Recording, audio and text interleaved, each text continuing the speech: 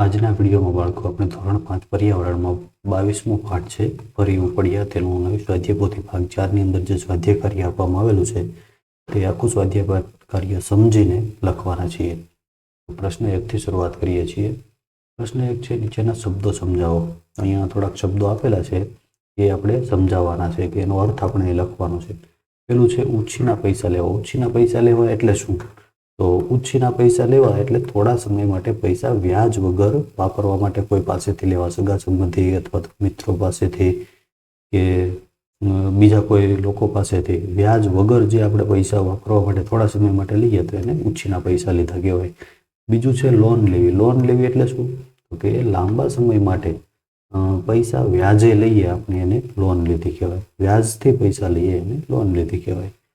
પછી ત્રીજું છે સ્થળાંતર. કામ માટે કે બીજા કોઈ કારણથી એક સ્થળથી બીજા સ્થળે જે લોકો જાય છે એને સ્થળાંતર કર્યું કહેવાય. ચોથું છે મુકાદમ. તો મજૂરોના કામ અને મજૂરીનો હિસાબ રાખનાર માણસ હોય એને મુકાદમ કહેવામાં આવે છે. તો આવી રીતના એ શબ્દો સમજાવવાના છે. પ્રશ્ન 2 છે નીચેના પ્રશ્નોના જવાબ આપો. એમાં પહેલું છે શું વરસાદના પાણી વગર પણ ખેતી કરી શકાય? કેવી રીતે? તો વરસાદના પાણી વગર ખેતી કરી શકાય. હા, વરસાદના પાણી વગર પણ ખેતી કરી શકાય. કઈ રીતે? તો આવી ખેતી કરવા માટે નદી, તળાવ કે કૂવાના પાણીનો ઉપયોગ કરવામાં આવે છે. બીજો પ્રશ્ન છે તમારા ઘરમાં જ્યારે બાકીના સભ્યો બહાર ગામ જાય ત્યારે વૃદ્ધ અને બીમાર સભ્યો તથા પાલતુ પ્રાણીઓ માટે શું વ્યવસ્થા કરવામાં આવે છે? તો ઘરના સભ્યો જ્યારે બહાર ગામ જાય ત્યારે વૃદ્ધ અને બીમાર લોકોને સગાને ત્યાં મોકલી દેવામાં આવે છે અથવા તો પ્રાણીઓ છે એમને પડોશીને ત્યાં મૂકવામાં આવે છે. ત્રીજું છે કયા કયા કારણોસર લોકો સ્થળાંતર કરતા હોય છે? સ્થળાંતર એક જગ્યાએથી બીજી જગ્યાએ લોકો જાય છે તો એ કયા કયા કારણોના લીધે જતા હોય છે?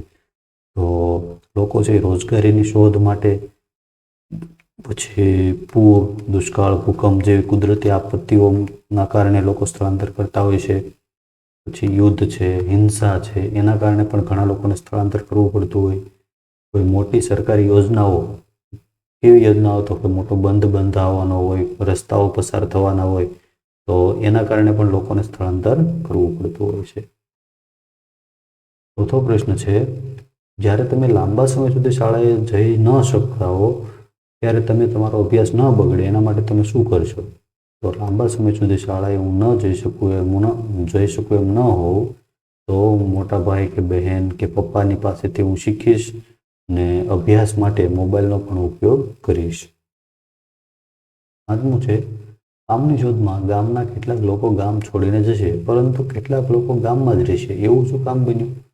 તો કેટલાક જે કામ કરી શકે એવા લોકો હોય એ લોકો ગામ છોડીને જશે પરંતુ અમુક લોકો એવા છે કે જે કામ ન કરી શકે, જેમ કે વૃદ્ધ લોકો છે, બીમાર લોકો છે કે અમુક નાના બાળકવાળી માતાઓ છે તો એ ગામમાં જ રહેશે. એ લોકો ગામ છોડીને કામની શોધની અંદર જશે નહીં. 6થું છે જ્યારે કોઈ પરિવાર એક જગ્યાએથી બીજી જગ્યાએ જાય ત્યારે તેમને કેવા પ્રકારની મુશ્કેલીઓનો સામનો કરવો પડે છે?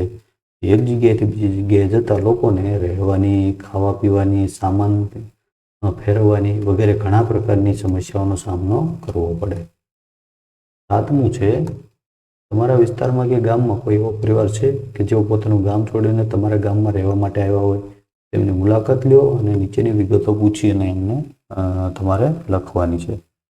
તો જો તમારા ગામની અંદર કોઈ એવા લોકો રહેતા હોય કે જે સ્થળાંતર કરીને આવ્યા હોય તો એના વિશે તમારે લખવાનું છે. તો અહીંયા આપણે જો લખ્યું છે આ નમૂના રૂપ છે. તમારે તમારા ગામની અંદર કોઈ સ્થળાંતર કરીને આવ્યા હોય તો એમના વિશે લખવાનું છે. જૂના ગામનું નામ તો અહીંયા આપણે લખ્યું છે કે ગઢેલી ગામમાંથી લોકો રહેવા માટે છે. સ્થળાંતરનું કારણ રોજગારી માટે આવ્યા છે. નવા ગામમાં એમને શું ગમ્યું? તો રોજગારીની સારી તકો મળી રહે છે એમને. જૂના ગામની શું વિશેષતાઓ હતી? તો કે તહેવારો ખૂબ જ ધામધૂમથી ઉજવે છે. આગળ છે તેમને સ્થળાંતર દરમિયાન પડેલી મુશ્કેલી. જો એમને કંઈ મુશ્કેલી પડી હોય તો લખવાની છે. જો એ કહે કે એમને કોઈ મુશ્કેલી નથી પડી તો અહીંયા કંઈ લખવાની જરૂર નથી. આપણે અહીંયા જો નમૂના માટે લખ્યું છે કે તેઓ સ્થળાંતર દરમિયાન જીવન જરૂરિયાતની વસ્તુઓ, બીજો સામાન ગામ સુધી લાવવાની, નવા ગામ સુધી લાવવાની એમને મુશ્કેલી પડી હતી. નવા ગામમાં રહેવા માટે ઘર શોધવાની અને આજીવિકા શોધવાની ઘણી બધી મુશ્કેલીઓ પડી હતી.